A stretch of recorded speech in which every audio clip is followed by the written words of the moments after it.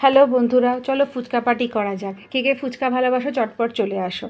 আমি ঘরে নিয়ে চলে এসেছি ফুচকা। এবার এটাকে সুন্দর করে থালায় বেড়ে তোমাদেরকে একটা করে হাতে পাতা ধরিয়ে সবাইকে ডিস্ট্রিবিউট করে দেবো। অনেক দিন ধরেই ফুচকা খেতে খুব ইচ্ছে করছিল, যদিও ফুচকা আমি খুব একটা ভালোবাসি না।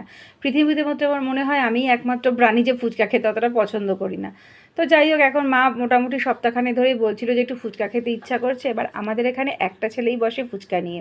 এবার ব্যাপারটা হচ্ছে, এত বৃষ্টি বৃষ্টি ওয়েদারে অর্ধেক দিন ও বসে না, আর নাহলে যেদিন ও বসে সেদিন আমি যেতে পারি না। তো যাই হোক, আজকে গেলাম রাত্রি 8:30টায় ফুচকা আনতে। এবার আমাদের এখানে 10 টাকায় 4টে ফুচকা দেয়।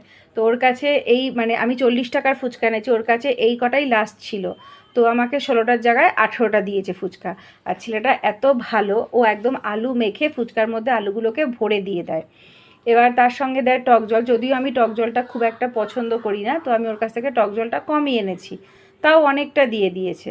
তো যাই হোক, আমি এখন এটাকে সুন্দর করে ডিশে বেড়ে নিয়ে নিচ্ছি। এবার ঘরে গিয়ে একদম বিছানায় বসে আরাম করে আমি আর মা খাবো। নিয়ে চলে এসেছি ঘরে, বিছানায় একটা কাপড় পেতে নিয়েছি। তো প্রথমে আমি একটা জলে চুবিয়ে খেলাম, দেখলাম জলটা মারাত্মক টক। আর আমি কি বলতো, এত টক খেতে পারি না। আমার দাঁতে মনে হয় কোনো প্রবলেম আছে, মনে হয় ক্যালসিয়াম কম হবে। আমার দাঁতের সঙ্গে টকের একটা বিশাল দুশ্মনী আছে। একটু যদি দাঁতে টক লেগে যায়, আমি আগামী 3 দিন আর কিছু চিবিয়ে খেতে পারি না। আমার মারাত্মক অসুবিধা হয়, ওই জন্য আমি টক জলটা অ্যাভয়েডই করি। এবার কী বলতো, নিয়ে এসেছি 8:30টার সময়। আমি ফুচকা নিয়ে ঢুকছি, আর আমাদের বাড়িতে একজন রিলেটিভ এলো। তার সাথে কথা বলতে বলতে বেজে গেল 9টা। তাকে অফার করলাম যে একটু ফুচকা খাও, বলছে না খাবো না। এবার তিনি চলে গেলেন, তারপরে ফুচকাটা খেতে ঠিক করবো বলে বার করলাম, দেখলাম ফুচকাটা একদম নরম হয়ে গেছে, পুরো ভেঙে ভেঙে গেছে। ফুচকা খাওয়ার যে এক্সাইটমেন্ট সেটাই নষ্ট হয়ে গেছে। বেশ নরম হয়ে গেছে, তার মধ্যেও মাকে জলে চুবিয়ে চুবিয়ে দিলাম, আর আমি তো এমনি এমনি খেলাম, কারণ টক জলটা আমি খুব একটা পছন্দ করি না। তো আজকে দেখলাম টক জলের মধ্যে একটা পুদিনার জলও দিল, তাদের জলটার টেস্টটা একটু হালকা ডিফারেন্ট লাগছিল। কিন্তু ঠিক আছে, আমার তাও অতটা ভালো লাগলো না। তো মাকেই দিলাম জলে চুবিয়ে চুবিয়ে। এবার চিচি নিচে দাঁড়িয়ে দেখছে যে আমার মা আর দিদা কী যেন খাচ্ছে, আমাকে দিচ্ছে না।